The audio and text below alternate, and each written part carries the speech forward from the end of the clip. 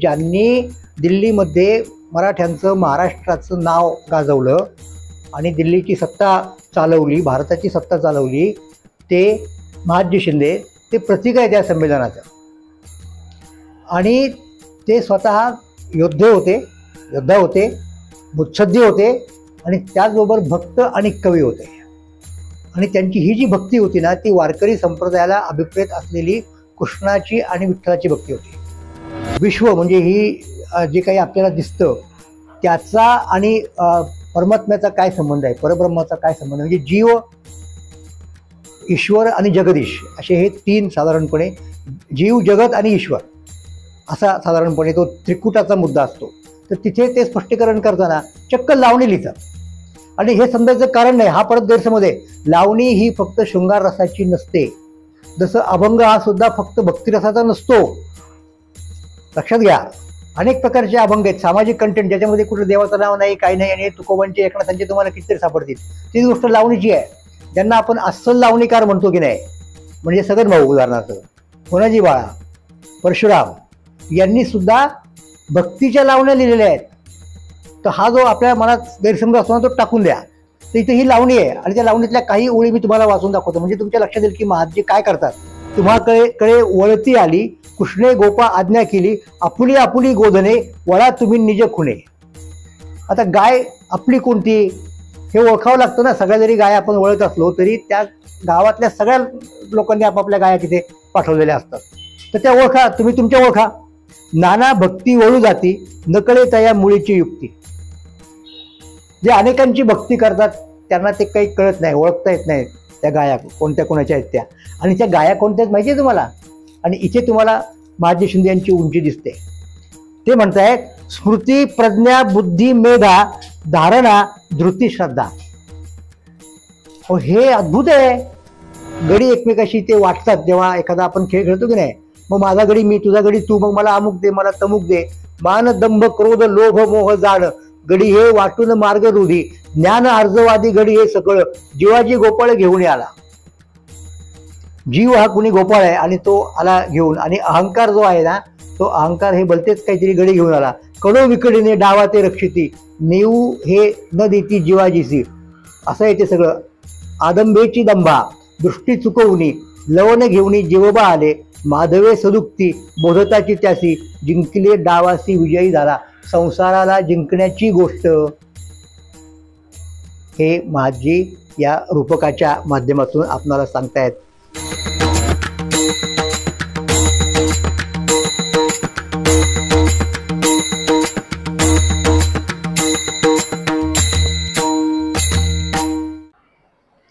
पुंडलिक वरदा हरी विठ्ठल श्री ज्ञानदेव तुकाराम. माझ्या तोंडातून हा नामघोष ऐकून कदाचित काही प्रेक्षकांना आश्चर्य वाटेल, पण मला तुम्हाला एक गोष्ट अशी सांगायची आहे की 10 वर्षांपूर्वी अखिल भारतीय मराठी साहित्य संमेलन 88वावं हे पंजाबमधील गुमान इथं भरलं होतं, ज्याचा मी अध्यक्ष होतो. आणि निमंत्रक अर्थात सरहद संस्थेचे संजय नार आणि त्यांचे मित्र अर्थात भारत देसडला हे होते, आणि त्याचा मी अध्यक्ष होतो. आणि तिथे माझ्या अध्यक्षीय भाषणामध्ये सुरुवात करतानाच मी हा नामघोष केला किंवा जयघोष केला. आता तो का केला तेव्हा, त्याचं कारण सरळ होतं की गुमान ही संत नामदेवांची कर्मभूमी होती. संत नामदेवांनी तिथे रचना केल्या तिथल्या भाषेतनं, की ज्या रचनांना धर्मग्रंथात स्थान मिळालं शिखांच्या श्री गुरुग्रंथ साहेबामध्ये. आता म्हणून तिथे तसं करणं योग्यच होतं असं आता कुणीही म्हणेल हे कळल्यानंतर, औचित्याला धरून होतं. आता इथे दिल्लीमध्ये मी असं काय म्हणून म्हणावं, म्हणजे दिल्लीमध्ये मी आत्ता नाही आहे, मी आहे व्हिडिओमध्ये, पण तिथल्या संमेलनाचा धरून मी असं का म्हणावं याचं कारण तुम्हाला मी सांगतो की ज्यांनी दिल्लीमध्ये मराठ्यांचं महाराष्ट्राचं नाव गाजवलं आणि दिल्लीची सत्ता चालवली, भारताची सत्ता चालवली, ते महादजी शिंदे ते प्रतीक आहे त्या संमेलनाचं. आणि ते स्वतः योद्धा होते, मुत्सद्दी होते आणि त्याचबरोबर भक्त आणि कवी होते. आणि त्यांची ही जी भक्ती होती ना, ती वारकरी संप्रदायाला अभिप्रेत असलेली कृष्णाची आणि विठ्ठलाची भक्ती होती. त्यामुळे मी आत्ता जे काही केलं ते अत्यंत औचित्याला धरून होतं, हे मी तुम्हाला विश्वासाने सांगू इच्छितो. हा झाला एक मुद्दा. आणि त्यांना ही गोडी कशी लागली हे मी मागच्या माझ्या व्हिडिओमध्ये सांगितलेलं आहे. ते बालपणापासूनच लागले आणि हे त्यांच्या शब्दांच्या आधारे सांगितलेलं आहे. आता मुद्दा असा आहे की त्यांचे जे अभंग आहेत, त्यांचा जे अभंगातून प्रगट होणारा विचार, प्रगट होणारं तत्त्वज्ञान आहे, ते कुठल्या प्रकारचं आहे आणि त्याच्यावरती कोणाचा प्रभाव आहे, या दोन गोष्टी तुम्हाला सांगतो. आणि मग आपण काही अभंगांचा त्यांच्या विचार करू, काही पदांचा विचार करू. तर ते विठ्ठलाचे भक्त होते, ते श्रीकृष्णाचे भक्त होते आणि त्यांची मुळातलीच ही जी ठेवण होती भक्तीची, ती महाराष्ट्रातनं आलेली. अर्थात तिला अधिक जोड मिळाली ती उत्तरेतल्या, विशेषतः मथुरा वृंदावन परिसरातल्या कृष्ण भक्तीची. ते स्वतः तिथे होते, त्यांनी तिथे छावणी केली होती की जी छावणी भारताची राजधानी होती त्यावेळी, असं आपण म्हणू शकतो. तर हे महादजी शिंद्यांचं महत्त्व, ही त्यांची ओळख मी तुम्हाला सांगितली. आता ज्यांनी याचं संपादन केलं पहिल्यांदा 100 वर्षांपूर्वी, त्या भालेरावांनी ठिकठिकाणी शोध घेतला कुठे मिळतात महादजींचे अभंग. तर ज्या मठात मिळाले त्या मठामध्ये यादी पण होती, कोणत्या कोणत्या वया म्हणजे हस्तलिखित वया आहेत. त्या यादीमध्ये पहिलं नाव अमृतानुभवाचं आहे, म्हणजे श्री ज्ञानेश्वरांच्या. आणि अर्थात त्यांनी ज्ञानेश्वरीवरती भाष्य दिलं होतं, हे मी तुम्हाला मागच्या माझ्या व्हिडिओत सांगितलेलंच आहे. आता अमृतानुभव म्हटल्यानंतर पहिल्यांदा जर कशाची आठवण होत असेल, त्या तत्त्वज्ञानासाठी कोणता शब्द वापरला जात होता, आणि कमीत कमी तो एकनाथांच्या आणि नंतर शिवकल्याणांच्या काळापासून. शिवकल्याणांची अमृतानुभवावरची नित्यानंदैक दीपिका नावाची टीका प्रसिद्ध आहे. आणि ती का म्हणून प्रसिद्ध आहे, तर त्यांनी तिथे ज्ञानेश्वर महाराजांच्या अमृतानुभवामधल्या तत्त्वज्ञानाचा एक विशिष्ट अर्थ लावला की ज्या अर्थाला चिद्विलासवाद किंवा चिद्विलास असं म्हटलं जातं. म्हणजे जग हे मिथ्या माया नसून तो परमात्म्याचा विलास आहे, हा त्याचा अर्थ होतो. आता मला तुम्हाला हेही सांगू द्या की या कविता संग्रहाचं मूळचं जे नाव होतं, म्हणजे ज्या नावाने ते छापलं गेलं पहिल्यांदा आणि जे मुळातल्या हस्तलिखितावरती होतं, ते नाव होतं माधव विलास. म्हणजे याच्यावरूनच शिंद्यांच्या त्या एकूण कवित्वावरती किंवा त्यांच्या विचारांच्यावरती चिद्विलास तत्त्वज्ञानाचा किती प्रभाव पडला होता हे स्वच्छ दिसतं. तर हे उघड आहे. आणि आता मी तुम्हाला 2 प्रमाणं दाखवतोय याच कवितांमधली, याच अभंगांच्या मधली, की जिथे त्यांनी स्वच्छ म्हटलेलं आहे. काय म्हणतायत ते? म्हणून भीत नाही, भीत नाही, भेदची गिळीला पाही. द्वैत नाहीच आहे मुळात. म्हणून भीत नाही, भीत नाही, भेदची गिळीला पाही. हरी गुरु तारक असता, ज्याची अखंडित चित्सत्ता. चित्सत्ता ज्याची अखंडित आहे तो हरी, हाच माझा गुरु आहे. त्याच्यामुळे मला आणखीन कुठे जायला नको वेगळ्या ठिकाणी. तर ज्याची अखंडित चित्सत्ता, चिद्विलास प्रपंच सारा, माया भवगज अमृत पसारा. चिद्विलास म्हणजे प्रपंच हा चिद्विलास आहे, ज्याला तुम्ही माया भवगज म्हणता. ते सगळं शाब्दिक अवडंबर आहे. ते ह्या विश्वाचं स्पष्टीकरण करण्यासाठी तयार करण्यात आलेलं एक थेरॉटिकल कन्स्ट्रक्ट आहे, तो स्ट्रक्चर आहे, असं महादजींना सुचवायचं आहे. हा एक संदर्भ मला या ठिकाणी मिळाला त्यांच्या या कवित्वामध्ये. आणि दुसराही संदर्भ तुम्हाला मी सांगतो. तिथेही त्यांनी अशाच प्रकारे काही एक म्हटलेलं आहे. ते म्हणतात, आणि मला वाटतं फार महत्त्वाचं आहे, की चिद्विलास सत्य आहे अमलक, मुळीचे एकी एक माधव बोधी. माधव हे त्यांचं अभंगांच्या मधलं नाव आहे. म्हणजे जसं एका जनार्दनी, जसं तुका म्हणे वगैरे वगैरे, तसं ते माधव. आणि माधव म्हणजे महादजी शिंदे. आणि तशा प्रकारचा कोलोफोन ज्याला म्हणतो आपण, म्हणजे नाम मुद्रा समाप्तीच्या वेळेला एखाद्या हस्तलिखिताच्या, ती त्या माधव विलासमध्ये भालेरावांना मिळालेली होती. ती त्यांनी प्रस्तावनेत लिहिलीच आहे त्यांच्या. आणि याशिवाय या संग्रहाच्या एकूण चिंतनामध्ये जे काही वगैरे आपल्याला सापडतं, त्याचा इतिहास, त्या सगळ्याचा विचार मी माझ्या प्रस्तावनेमध्ये केलेला आहे. असो, तर या पद्धतीने त्यांचा जो विचार आहे, तो विचार त्याला चिद्विलास म्हणता येतं किंवा चिद्विलासवाद म्हणता येतं, त्या प्रकारचा आहे. हे मला मुद्दाम आपल्या निदर्शनाला आणायचं आहे. आणि मग त्यांचे काही अभंग मी तुमच्या पुढे ठेवतो, म्हणजे तुमच्या लक्षात येईल की त्यांचा अधिकार केवढा होता. ते म्हणतायत, तुझं वाटे ब्रह्म व्हावे, तरी गुरुला शरण जावे. तसं तुकोबा म्हणतात ना, जरी तुझं व्हावा देव, तरी सुलभ उपाव. हे वाक्य संत वाङ्मयातही सापडतं.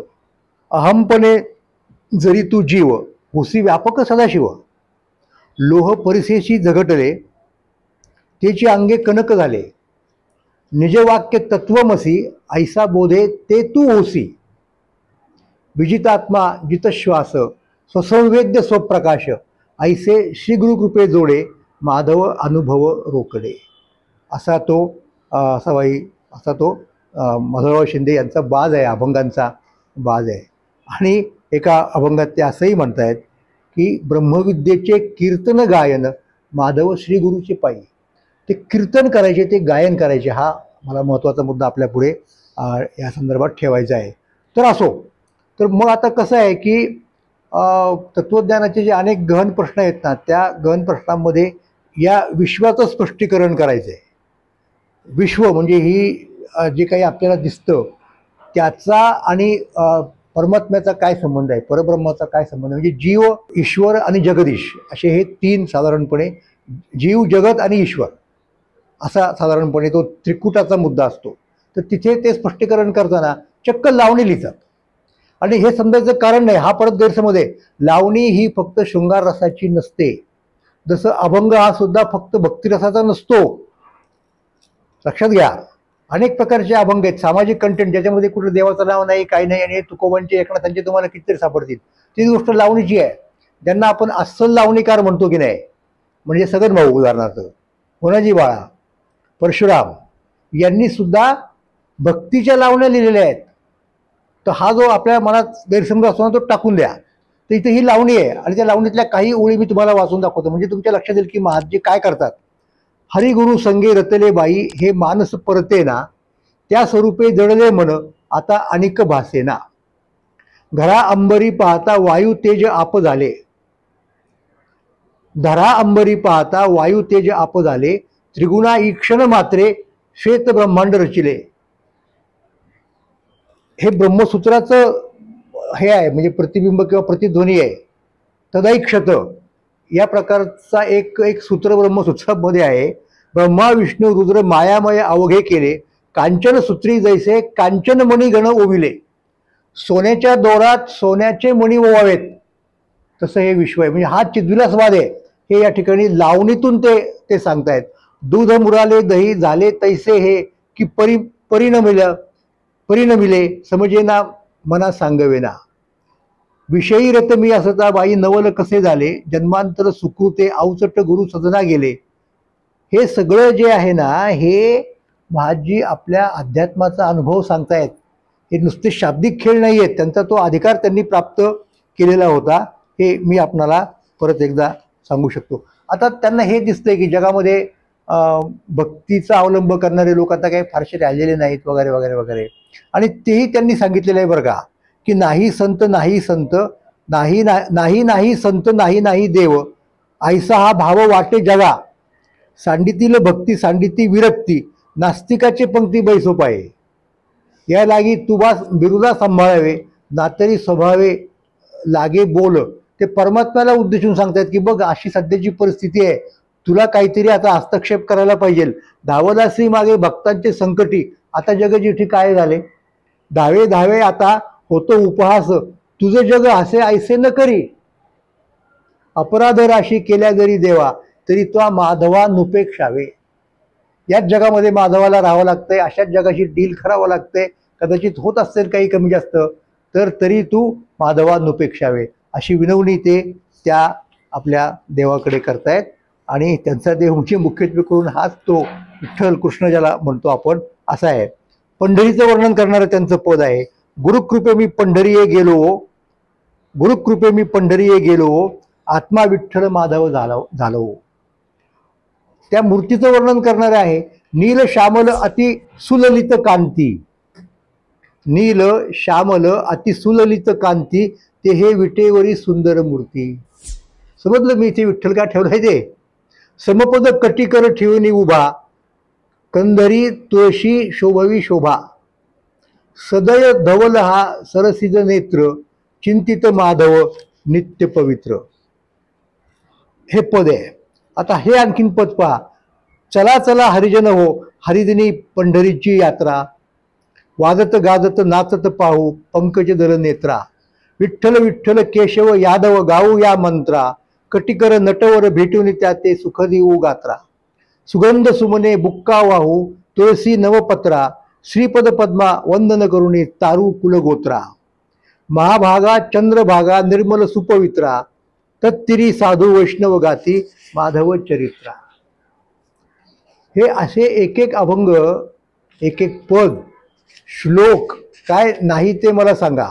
आणि शिवाय आणखीन तुम्हाला सांगेन मी, या सगळ्या ज्या रचना आहेत ना, त्याच्यातल्या काही रचना या विशिष्ट चालीमध्ये बांधलेल्या आहेत. मी तुम्हाला म्हणाल की माधवराव महादजी शिंदे हे नायक होते.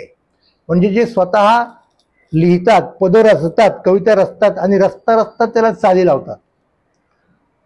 असा जो दोन आहे, गायकपण आणि नायकपण, म्हणजे त्याला नायक म्हणतात खरं तर, ते नायक आहेत. आणि म्हणून त्यांच्या या पदांना कोणत्या रागात म्हटलं गेलं पाहिजे किंवा त्यांनी कुठल्या रागात म्हटलं याचे सुद्धा उल्लेख काही त्यांच्या अभंगांच्या वरती, काही पदांच्या वरती आहेत. श्रीकृष्ण जन्माचे काही अभंग आहेत, काही पद आहेत. आता एक पद जे आहे ना ते विभास रागामध्ये आहे, एक तोडीमध्ये आहे, एक जोगीमध्ये आहे, एक रामकलीमध्ये आहे. तर ही सगळी अनेक वेगवेगळ्या प्रकारची पदं आहेत आणि ओव्या आहेत. आता पाळणा सुद्धा आहे. म्हणजे श्रीकृष्ण जन्माची जर तुम्ही पदं करणार ना, तर त्या ठिकाणी जन्म झाल्यानंतर पाळणा म्हणावंच लागेल.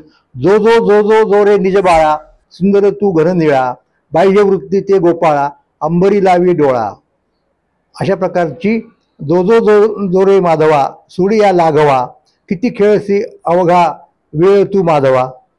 चिन्मय पाळणा विराजे, निज जग पाळणा, सुंदर गाता ती व्रज ललना, तुझं विन त्यांना कळेना, पुन्हा सत्वर जागावे, भक्ती सुख भोगावे, साधुजनांनी यश गावे, चरित्र करावे, जडापर पारी उतरावे, माधवा तारावे. हे पाळण्याच्या फॉर्ममध्ये त्यांनी लिहिलेलं आहे.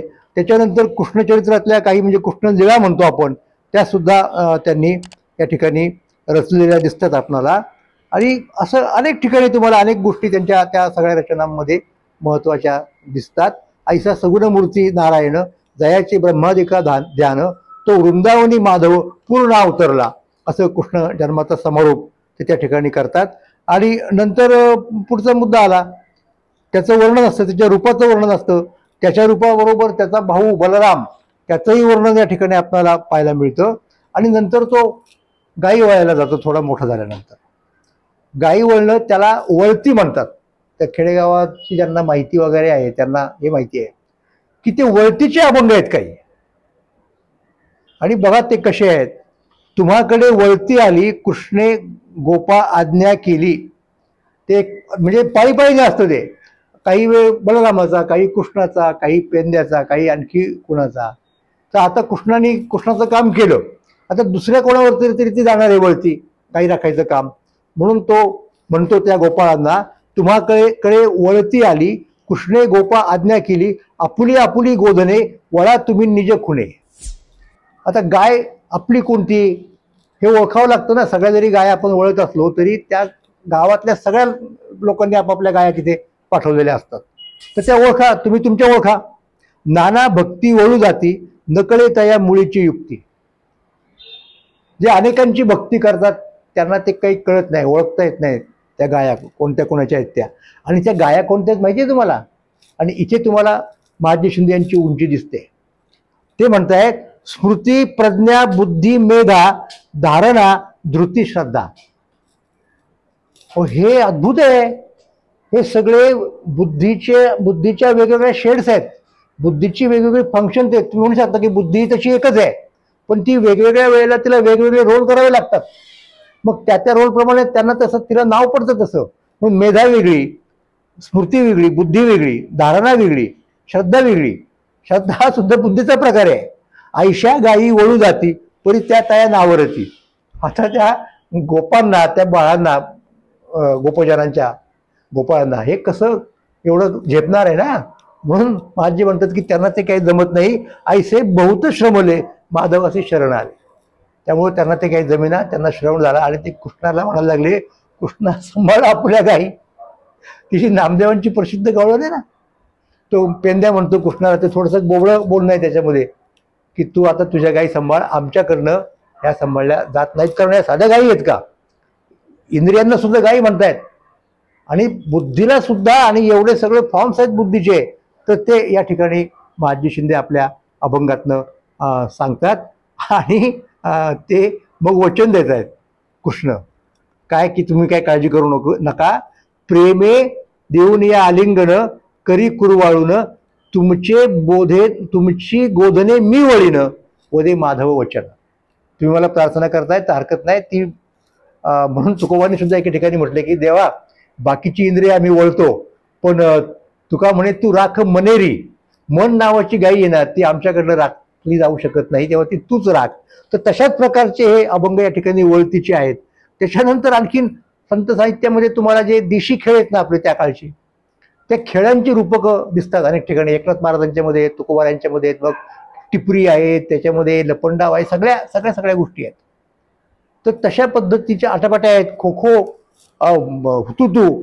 तर आता बघा, अहम हा हमावा, हुतू हा हुतुतू, विवादे तुम्हा हुंबेलीचाची हेतू. चेंडू फळी आहे, गुणात्म चेंडू फळी मानून ओ. बघा काय काय ते, हमामा आहे, हुतुतू आहे, हुंबरी आहे, आणि आणखीन काय काय सगळ्या गोष्टी त्या ठिकाणी तुम्हाला दिसत आहेत. हुतुतू असे द्वैत सोडून या द्यावे, हुतुतू तू तू ऐक्य भावे करावे, हु तू ऐशा द्वैते, हुतुतू घालिसी डाई सापडसी ऐसा खेळे. ज्ञान अज्ञानाची मांडलीसे फळी, शिवेतोची बळी आत्महाले, शमदमाधिक गडी हे ज्ञानाचे, तैसे अज्ञानाचे कामाधिक. म्हणजे दोन पार्ट्या आहेत, एक ज्ञानाची पार्टी आहे लक्षात घ्या, एक संघ ज्ञानाचा आहे आणि एक अज्ञानाचा आहे, आणि त्यांच्यात तो हुतुतू चाललेला आहे. ते ज्ञान ज्याचा कॅप्टन आहे समजा, त्या टीमचे कोण आहेत खेळाडू, तर शम दम इत्यादी, आणि अज्ञानाच्या याचे कोण आहेत तर काम क्रोध इत्यादी. कामक्रोधाधिक हुतुतू घालीती, डाव नेऊ पाहती द्वैत बळे, शमदम सर्व गडी हे ज्ञानाचे, हुतू निरासाचे बोधबळी, अखंड धारणे निळावले पुढा, द्वैताचा रगडा केला ती, माधवे प्रेरिता शिवतले हाले, ऐसे विजयी झाले निजानंदी. माधवाची टीम म्हणजे ज्ञानाची टीम ही विजयी झाली. अशा प्रकारे या ठिकाणी परत भोवरा आहे, आणि तो भोवरा कोणता, त्या भोवऱ्याला ते म्हणतायत सच्चिदानंद हा एक भोवरा आहे, आणि प्रणव त्याची आरी आहे. तर प्रणव हे आरी, स्थिरावी आधारी. पण खरं तर देह हाच एक भोवरा आहे. देह हा भोवरा मायेच्या रंगणी, विश्वादी गोपजनी मांडीला खेळ.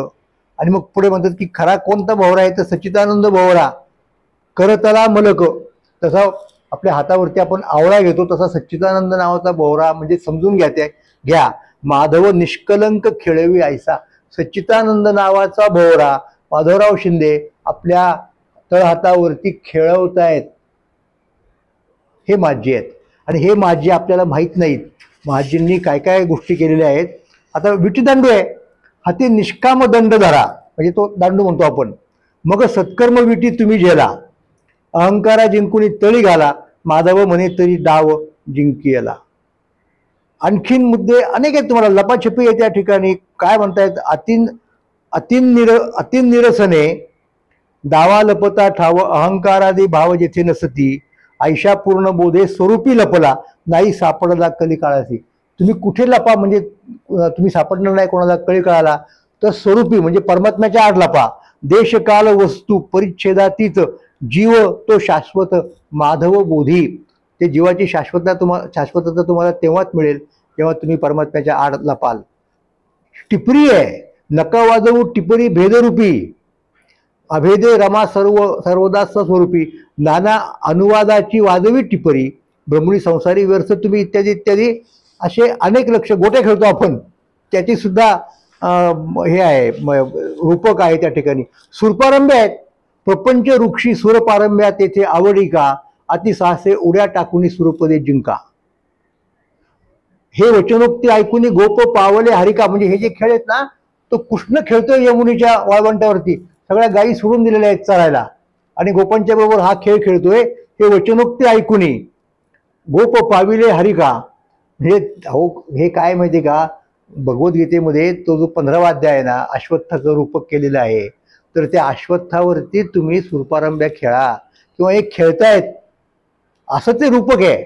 बरं, नोहे नोहे निजहित, हे तो मम मत की ऐका, त्या वृक्षाचे मूळ लक्षणू या ब्रह्मची वाहना का. हे वचनोक्ती ऐकून गोप पाविले हरिखा, सच्चित सुख घन माधव खेळवी हाची खेळ निका. नंतर ते डोहामध्ये बुडी मारतात यमुनेच्या, त्याचं पण एक एक रूपक आहे. आब्रह्म चंद्र सूर्य त्याची डोही आहे.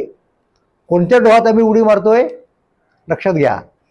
परब्रह्म परमात्मा हाच एक डोह आहे आणि त्याच्यामध्ये काय आहे, आब्रह्म चंद्र सूर्य त्याची डोही आहे. सद्गुरु कृपे माधवी स्वानंद होऊन राहे. चेंडू फळीमध्ये झेलायचं चेंडू ते सुद्धा आहे. आणि हे सगळं बघा, गडी एकमेकाशी ते वाटतात. जेव्हा एखादा आपण खेळ खेळतो की नाही, मग माझा गडी मी, तुझा गडी तू, मग मला अमुक दे, मला तमुक दे. मान दंभ क्रोध लोभ मोह जाण, गडी हे वाटून मार्ग रुधी. ज्ञान अर्जवादी गडी हे सगळं जीवाची गोपाळ घेऊन आला. जीव हा कुणी गोपाळ आहे आणि तो आला घेऊन. आणि अहंकार जो आहे ना, तो अहंकार हे भलतेच काहीतरी गडी घेऊन आला. कडो विकडीने डावा ते रक्षिती, नेऊ हे न देती जीवाजीसी. असं आहे ते सगळं. आदंबेची दंभा दृष्टी चुकवणी, लवण घेऊनी जीवबा आले. माधवे सदुक्ती बोधताची त्यासी, जिंकले डावासी विजयी झाला. संसाराला जिंकण्याची गोष्ट हे महाजी या रूपकाच्या माध्यमातून आपणाला सांगतायत. आणि झोंबी आहे त्या ठिकाणी, म्हणजे कुस्तीसारखी सगळ्या प्रकारची त्यांनी रूपकं केलेली आहेत. आणि आता पहा बरं का, एकनाथ महाराजांची सुद्धा तुम्हाला कुठे कुठे छाप दिसेल. अरे अरे म्हाताऱ्या, देह मनसी काय रे पोऱ्या, प्रत्यक्ष की दिससी देह, देह भास आत्मा आहे. देहा वेगळा आत्मा कोण, जेने देह चळे जाणं. देह चळे प्राण बळे, प्राण चळती आत्मकळे. म्हणजे देह फिजिकल ज्याला म्हणतो आपण, देहामध्ये प्राण आहे आणि प्राण सुद्धा कोणावरती अवलंबून आहे, शेवटी अल्टिमेटली तो आत्म्यावरती अवलंबून आहे. हे सगळं अशा पद्धतीने सांगतायत. आणि असं विचारतात मग माधवरावांना की अखंड हे तुला कसं काय कळलं, अखंड धारणा तुझला झाली, माधव कृपे फळा आली. असाही तो एक मुद्दा आहे. आणि या पद्धतीने, आणि बघा बरं का, एकीबिकी नावाचा एक खेळ आहे. तर तो एकीबिकी म्हणजे एक आणि दोन, द्वैत आणि अद्वैत, हा खेळ ते एका फळाच्या आधारे सांगतायत. धात्री फळे हाती घेऊनी गोपाळ, एकीबेकी खेळ खेळताती. परस्परे मुष्टी कळवणी पुसती, सांगता चुकती एकमेका. सवंगणे मिळवणी पुसती माधवा, डावा जिंकावा काय आहे. तेव्हा तो म्हणे एकी, गोप पाहती बिकी, गोप पाहता बिकी. म्हणतो अवलोकी बिकी आहे. एकी आणि बिकी आहे अमळक, हे आवळे असतात. धात्रीफळ म्हणजे आवळा. जाणावे सम्यक द्वैत नाही, चिद्विलास सत्य आहे अमलक. मुळीचे एकी एक माधव बोधी. हा अद्वैताचा चिद्विलास माधवराव शिंदे या ठिकाणी सांगतायत आपल्या अभंगामधून. आणि किती आहे पाखडणं, आपण सूप घेऊन पाखडतात ना स्त्रिया, तर त्याच्यावर सुद्धा त्यांचा अभंग आहे, रूपक आहे. विवेक हे सूप निजवृत्ती गोपी, घेऊनी साक्षेपी पाखडित. विवेक हे सूप आहे. म्हणजे विवेकामध्ये काय करतो आपण तर सतत विवेक बुद्धी, सत आणि असत, चांगलं आणि वाईट यांचा निवाडा करतो. म्हणजे जणू काही त्या विवेकाने आपण पाखडतो आणि खडे बाजूला टाकतो आणि जे धान्य आहे ते ठेवतो. तसं महाजी सांगतायत, ते रूपक त्या ठिकाणी वापरतायत. खडे खेळतायत मुली, माहिती आहे आपणाला, त्या खड्यांचं सुद्धा रूपक करणारा अभंग आहे. बुद्धी स्मृती गोपी खेळती नवखडे, परम आवडे हाची खेळ. लक्षणी या एक, झेलती सम्यक, जीवशिव ऐक्य करून या. अजून कोण कोण आहेत ते खडे. इडे पिंगळीसी, सुषुम्ना तिसरी, झेलती कुसरी नाडी जय. लय लक्ष ध्यान मुद्रा चतुर्विध, झेलती सावध एका लक्षे. हा सगळा त्या मुली ज्या खेळतात म्हणजे ते टाळ्या वाजून हे करतात बघा, ते मला ते लहानपणी पाहिलेल्या गोष्टी आहेत. असं करून वरून ते झेलतात वगैरे, या सगळ्या म्हणजे निरीक्षणही त्यांचं पहा कसं आहे, ते सगळं त्यांनी आपल्या अभंगांच्या मधनं आणलेलं आहे. आणि म्हणून मला ते अत्यंत महत्त्वाचं वाटतं. आणि आणखीन एक दोन मुद्दे सांगतो. विठ्ठलाचं वर्णन आहे की विठ्ठलाचे कर कटेवरती का, त्याचं एक उत्तर आहे तुकोबारायांनी अभंगात दिलेलं आहे की हा भवसिंधू खोल आहे असं आत्तापर्यंत जे लोक सांगत आले, पण आम्हाला तर विठ्ठल काय सांगतो की तो इतकाच खोल आहे, म्हणजे कमरे इतका, त्याच्यापेक्षा अधिक पाणी खोल नाही, त्याच्यामुळे तुम्ही त्याची काही काळजी करू नका. माधवजी शिंदे सांगतात आपल्याला या ठिकाणी. आणि महत्वाचं आहे की कटी कर ठेवी मनी पांडुरंग भावी, भवाब्दी इतुका दावी स्वस्वरूपी लक्ष लावी. तर भवाब्दी इतकाच आहे. नंतर आणखीन काय काय किती सांगायचं तुम्हाला, खूप आहे. त्या गोपिकांना तो सांगतो कृष्ण, बाई चला जाऊ. त्या गवळणी सांगतायत, बाई चला जाऊ ज्ञान मथुरे हाटा, कृष्ण हा गोमटा पाहू डोळा. मथुरेमध्ये ज्ञानाच्या बाजारात जाऊ आणि तिथे कृष्ण पाहू. अविद्या हे सासू, मळ हा सासरा, निंदा ननंदा क्रूरा जाची ताती, अहंकार कंस राज्य या दुष्टाचे, दर्शन कृष्णाचे होय कैसे. शंका वाटते. कंसाच्या बाजारी विकिता गोरस, काय तो आमास लाभ जोडे. ऐसा गोपी गौप्य विचारुनी मनी, निघाल्या तेथून हाट मिशे. चतुर्विध गोरस विज्ञान माधवा, अर्पू ऐसा भाव धरून या. चतुर्विध गोरस म्हणजे चतुर्विध भक्ती आहे. लक्षात घ्या, त्या भक्तीचा या ठिकाणी उल्लेख केलेला आहे त्यांनी. असे ते महादजी शिंदे आपल्याला या ठिकाणी दिसत आहेत. आणि तुका म्हणे काला दुर्लभ वैकुंठी, म्हणून इहलोकीचा हा देह देव इच्छिता ती पाहावे. तसं माधवराव म्हणतात, धन्य धन्य हा काला, व्रजीचा इच्छित देव सदा, शेषई तेथीचे सेविती जे नर पावती ब्रह्मपदा. हे सगळं झालं, खेळले खूप. आणि आता शेवटचा मुद्दा आहे तो, खेळून भूक लागली ना त्या गोपाळांना, म्हणून उशीर फार झाला भोजनासे हारी, चला यमुने तिरी जीवू तेथे, आपापल्या शिदोऱ्या आणूनी गोपाळी, भोजनाचे काळी कृष्णापाशी, आपापल्या अन्नाची रुची कृष्णाप्रती, प्रीती दाखविती गोपाळ ते, वडजा वाकुडा पेंदा हा सुदामा, जीविती घनश्यामा सहित ते. त्या गोपाळांची नावं पण आहेत. पुष्पदळे पत्रे साळा आणि पाषाण, असे पात्रे दान मांडून या, वाढीती शिदोऱ्या परस्परे गोप, करुणी संकल्प कृष्णार्पण, गोपाळ माधव बैसले भोजना, देव देवांगना पाहतात. देव तिथून बघतात वरून आणि त्यांना यांचा हेवा वाटतोय की हे गोपाळ, या गोपिका या त्या कृष्णाबरोबर जेवतायत, सहभोजन करतायत, काला करतायत. आणि म्हणून त्या संत वाङ्मयात कथा आहे की ते आपल्याला मिळावं म्हणून त्यातले काही देव यमुनेच्या डोहात शिरले माशाचं रूप घेऊन, की सगळं झाल्यानंतर भोजन वगैरे काला खाऊन झाल्यानंतर गोपाळ तिथे येतील आणि आपला हात धुतील, ते आपल्याला उच्चिष्ट मिळेल. पण कृष्णाच्या ते लक्षात येतं आणि कृष्ण त्यांना सांगतो, अजिबात तसं काही करू नका, तुमचे हात तुम्ही आपल्या धोत्राला वगैरे पुसा, लंगोटीला पुसा. तिथं काही जायची गरज नाही आज पाण्यासाठी डोळ्यामध्ये. तर हे ते सगळं येतंय मग महादजी शिंदेच्या कवितांमध्ये. आणि बाकीची काही हे आहेत रूपक आहेत, म्हणजे पुराण सांगतो की नाही, त्या पुराणिकाच्या भूमिकेत ते शिरतात आणि म्हणतात, पुराण पुरुष हरी मी त्याचा पुराणिक जाणा. पुराण पुरुष हा परमात्मा आहे आणि मी त्याचा पुराणिक आहे. आणि निगमागमीचे रहस्य पाहुनी वदतो सुजाना, तेही मी सांगतो. आणि सगळ्यात महत्त्वाचा मुद्दा मी सांगतो, तो असा आहे की आम्ही हरीचे हरिदास सदा गातो हरिनामास. आम्ही हरीचे दास आहोत. आता हे कलियुग आहे. प्रत्येक युगात उपासनेचा वेगळा प्रकार सांगितलेला आहे. कसा बघा, कृतियुगी ध्यान करून, त्रेतायुगी करिता यजन, द्वापरात हरिपूजन करिता तोषे नारायण, कलौ केशव संकीर्तन. कलियुगामध्ये कीर्तन महत्वाचं आहे, करिता त्याची फल संपूर्ण. उच्च स्वरे कृष्ण राम, गाता प्रगटे आत्मा राम, जेथे कीर्तन गौरव तेथे तिष्ठे श्री माधव. म्हणजे माधव शब्दावरती सतत ते श्लेष असतो त्यांचा. माधव म्हणजे महादजी शिंदे जे कविता करतायत आणि कधी कधी तो माधव त्यांचा परमेश्वर म्हणून तिथे अवतरतो. असाही मुद्दा आहे. देवा मी तव नामाचा भाट, वर्णी नामे अतिवरिष्ठ, गायीन बिरुदावली स्पष्ट, करील वंशावली प्रगट. म्हणजे इथे भक्त असतो तोच श्रेष्ठ आहे, त्याचाच वंश, पवित्र ते कुळ, पावन तो देश, जेथे हरीचे दास जन्मगीती. या तुकोबारायाच्या वचनाला अनुसरून त्यांनी या ठिकाणी हे लिहिलेलं आहे. सगळ्यात आता महत्त्वाचा मुद्दा मी तुम्हाला सांगतो की तो महादजी शिंदे यांनी गजला सुद्धा रचलेल्या आहेत. काही हिंदीमध्ये आहेत आणि काही मराठीमध्ये सुद्धा आहेत. हेही आपल्या कानी मला या निमित्ताने घालायचं आहे. आणि अशा पद्धतीने महादजींची पदं, महादजींचे अभंग रागदारीमधले वेगवेगळ्या चाली लावून अतिशय महत्त्वाचे आहेत. आणि त्यांचा अभ्यास जितका व्हायला पाहिजे होता पूर्वीच्या काळामध्ये तेवढा झालेला नाही. तर पंढरपूरच्या वाळवंटामधला काला हे वारकरी संप्रदायाचं सर्वात महत्त्वाचं शब्द वापरायला काही हरकत नाही, लोक वापरतात, रिच्युअल आहे. काला केल्याशिवाय कुठलाही उत्सव, कुठलाही सप्ताह संपूर्ण होत नाही. आणि काला म्हणजे काय? काला म्हणजे सगळ्यांनी मिळून एकत्रित परमात्म्याच्या प्रसादाचं भक्षण करणं. म्हणजे त्या ठिकाणी कुठल्याही प्रकारचे भेद, जातीभेद, वर्णभेद, लिंगभेद राहत नाहीत. तुका म्हणे काला कोठे अभेद देखिला.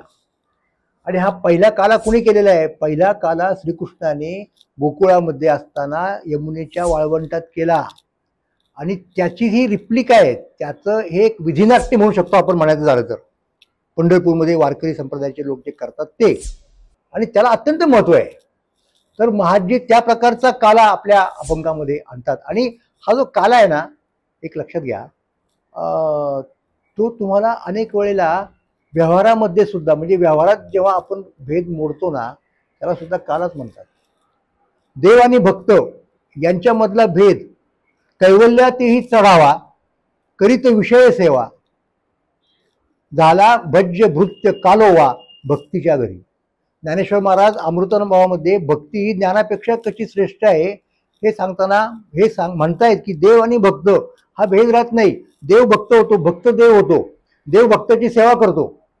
आणि हा भज्य भृत्य कालोवा हा काला आहे, देव भक्ताचा काला आहे. म्हणजे कृष्ण तिथे उपस्थित आहे यमुनेच्या त्या वाळवंटामध्ये, तो आणि ते सगळे गोपाळ. आता खरं तर तो हा देव आहे आणि हे जीव आहेत, पण ते एकमेकांना भरवतात. झाला भज्य भृत्य कालोवा भक्तीच्या घरी. आणि ते महाजी शिंदे आपल्या अभंगातून सांगतायत. आणि अभंगातून कशाला हो, राजकारणाचा जरी विचार केला ना तरी आपल्याकडे तुम्हाला कल्पना आहे की एक प्रकारची जाती व्यवस्था ती होती. आणि जाती व्यवस्थेमध्ये अमक्याने अमकं करावं, अमक्याने तमकं करावं, तमक्याने हे करू नये, असा भेद असतो ना. आणि त्यामुळे पुष्कळ वेळा अडचण निर्माण होतात. जोपर्यंत तुम्ही लहान असता, एक्सपांड होत नाही, तोपर्यंत हे चालून जातं. गरजही नसते तुम्हाला वेगवेगळ्या प्रकारच्या कर्मांची. पण आता तुम्हाला राज्यकारभार करायचा आहे, तुम्हाला अधिक सैन्य पाहिजेत, मग काय करायचं? तुम्हाला आश्चर्य वाटेल, महाजी शिंदेंनी अशा एका महाराष्ट्रामधल्या ज्ञातीला अशा प्रकारच्या कामामध्ये सामावून घेतलं की जो त्यांचा पिढीजात व्यवसाय नव्हता. जाती व्यवस्थेत तो व्यवसाय त्यांना कधीच कुणी सांगितलं नव्हता.